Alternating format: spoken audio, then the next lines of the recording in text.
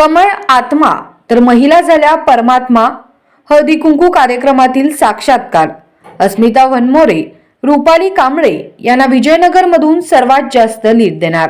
प्राजक्ता कोरे बेडक जिल्हा परिषद गट व पंचायत समिती गणातील भाजपचे उमेदवार सौ अस्मिता बाळासाहेब वनमोरे व सौ रुपाली महेश कांबळे या दोन्ही उमेदवारांना विजयनगर गावातून सर्वाधिक मताचं लीड देण्याची ग्वाही देत मोठ्या विजयाचा विश्वास जिल्हा परिषदेच्या माजी अध्यक्षा सौ प्राजक्ता कोरे यांनी दिला।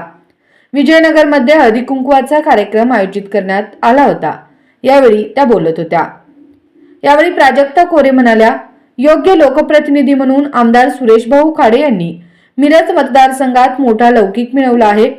विकास कामासाठी तत्परतेने निधी उपलब्ध करून देण्यात ते सर्वात अग्रेसर आहेत। या अगोदरच्या कोणत्याच नेत्यांनी विकास कामासाठी भरघोस निधी आणला नाही, पण सुरेशभाऊ खाडे निधी देण्यात कमी पडले नाहीत। आता तर सौ सुमनताई खाडे व सुरेशभाऊ खाडे यांनी मतदारसंघातील सर्व महिलांच्या सबलीकरण आणि सक्षमीकरणासाठी मोठे पाऊल उचलले आहे। महिलांच्या हाताला काम, घरबसल्या रोजगार, उद्योग व्यवसायासाठी अर्थसहाय्य ते उपलब्ध करून देणार आहेत। तेव्हा सुख, समाधान, ऐश्वर्य मिळवून देणाऱ्या भाजप पक्षाला विजयनगर भागातून सर्वात मोठे मताधिक्य देण्याचे काम आपल्याला करावे लागणार असल्याचे प्राजक्ता कोरे यांनी सांगितले।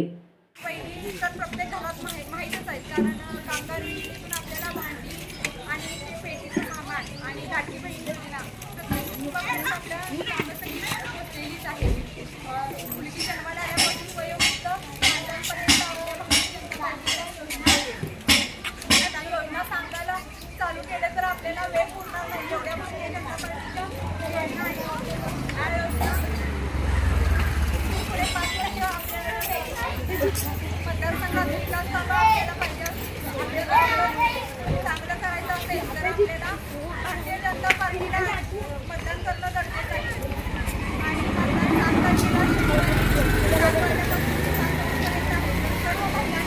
कामाला जायच्या अगोदर वेळ काढून 7 तारखेला समोर या चिन्हासमोरचं बटन दाबून सर्वांनी भरघोस मतांनी विजयनगरमधून या दोन्ही उमेदवारांना लीड द्यायचं आहे।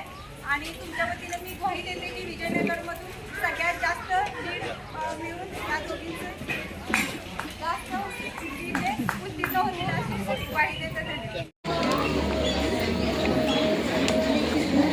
नमस्कार, मी सौ सुमन सुरेश खाडे।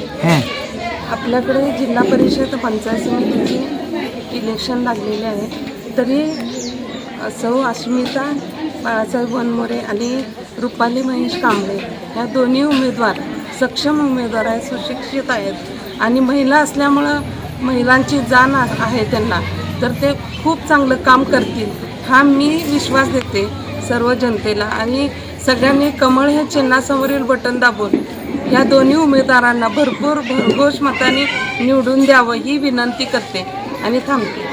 धन्यवाद।